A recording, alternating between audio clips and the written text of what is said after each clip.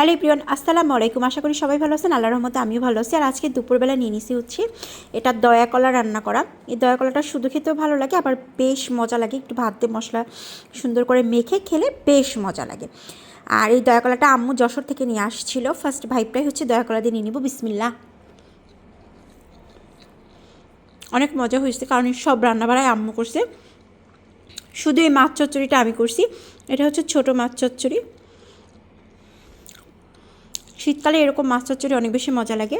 আর হচ্ছে কচুর মুখি দিয়ে রুই মাছ রান্না করা হয়েছে। রুই মাছটা বেশ বড় একটা রুই মাছ নিয়ে আসছিলো বাবা সকালবেলা, টাটকা টাটকা।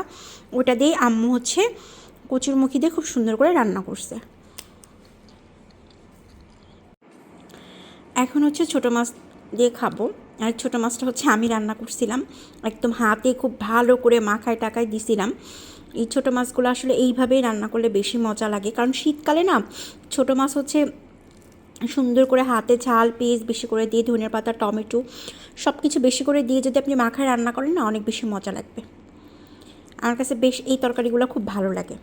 শুধু আমার যে পছন্দ তা না, বাসায় হচ্ছে আম্মু পছন্দ করে, মেহেজাবিনও পছন্দ করে, এই জন্যই রান্না করা হয়। কিন্তু নাফিসা পছন্দ করে না, নাফিসাও খায় না, আমার বাবাও খায় না। আমার বাবা ওই যে বললাম না, বাসায় থাকলে রুই মাছটা বেশি রান্না করা হয়। আলহামদুলিল্লাহ, ছোটো মাছের তরকারিটাও অনেক বেশি মজা হয়েছে। একদম লাস্ট ভাইবটা নিব হচ্ছে আমি, খাবারটা শেষ করব কচুরমুখির তরকারি দিয়ে। কচুটা এত ভালো, এত সফট, একদম গলে গেছে, একদম নিজের হাতে করা যে, এর জন্য। এটা হচ্ছে মেহেজাবিনের দাদার জমির, এবং মেহেজাবিন নিয়ে আসছে, কারণ হচ্ছে আমি কচুরমুখিটা আসলে খুব পছন্দ করি। স্পেশালি ইলিশ মাছ দিয়ে রান্না করলে আরও বেশি মজা লাগে। তো বাবা বলছিল যে রুই মাছ দিয়ে খাবে, এই জন্য ওরা রুই মাছ দিয়েই রান্না করা হয়েছে, নয়তো বা ইলিশ দিয়ে রান্না করা হইতো। তো ভাবলাম যে বাবার আবদারটাই রাখি। এত সুন্দর মানে গলে গেছে বলার বাহিরে একদম, এবং গলাও কিন্তু ধরে না।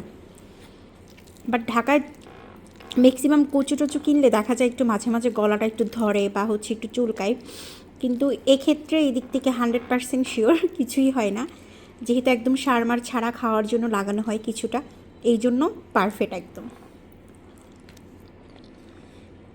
আজকে দুপুরে কে কী দিয়ে খাওয়া দাওয়া করলেন কমেন্ট করে জানাবেন। সবাই ভালো থাকবেন। আল্লাহ হাফেজ।